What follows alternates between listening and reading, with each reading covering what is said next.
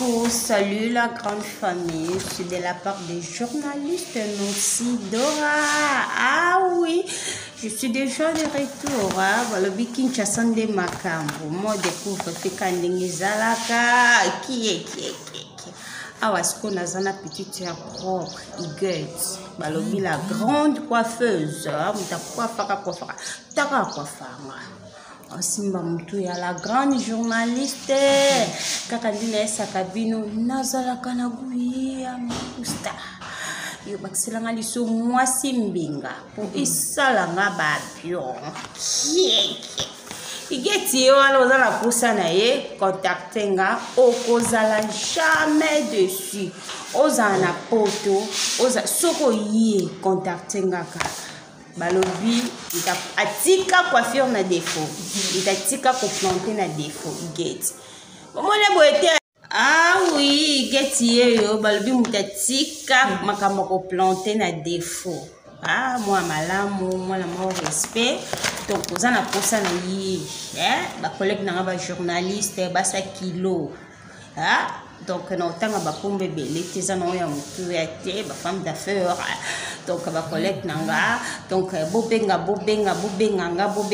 na passer bino numéro ya Iguette bokozala jamais dessus ou ezaka zo planter bonga silisa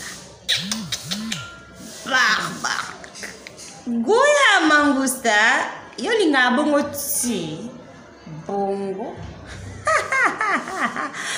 kitoko l'internet aux ma chaîne Kamoko la reine Zinga TV oui video ya mokola patrona la reine Zinga autrement dit moi si amatasi moi so alonga bitunga boss Nancy Dora likambola moto te namoni na la semine longne bien puis ça la bino pe ba bien